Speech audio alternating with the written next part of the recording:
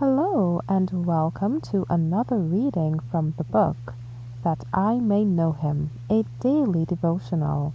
Today's reading is entitled An Abiding Place for You, December 23rd. Let not your heart be troubled. Ye believe in God, believe also in me. In my Father's house are many mansions. If it were not so, I would have told you.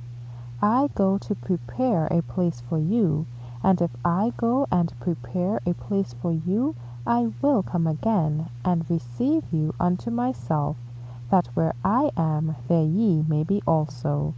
John 14, verses 1 through 3. When Christ lay in the tomb, his disciples called to mind these words.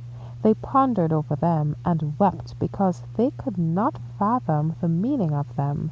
No faith and hope relieved the broken-hearted disciples. They could only repeat the words, I will come again and receive you unto myself.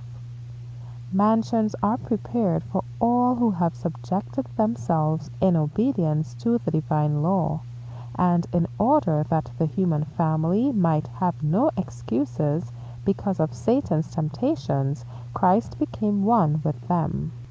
The only being who was one with God, lived the law in humanity, descended to the lowly life of a common laborer, and toiled at the carpenter's bench with his earthly parent. He lived the life which he requires of all who claim to be his children. Thus was cut off the powerful argument of Satan that God required of humanity a self-denial and subjection that he would not himself render. Jesus asks no more of men than that they shall follow in his footsteps.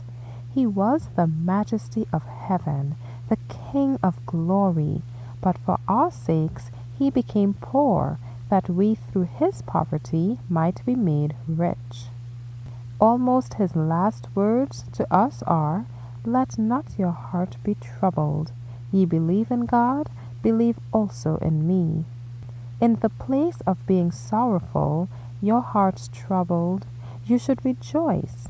I came into the world for your sakes. My time here is now accomplished. I shall henceforth be in heaven.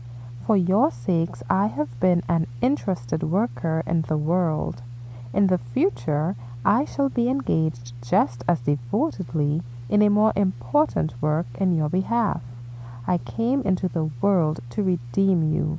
I go to prepare an abiding place for you in my Father's kingdom.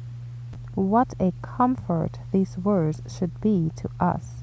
Think of the work Christ is now doing in heaven, preparing mansions for his children. He wants us to prepare to dwell in these mansions. Thank you for listening today.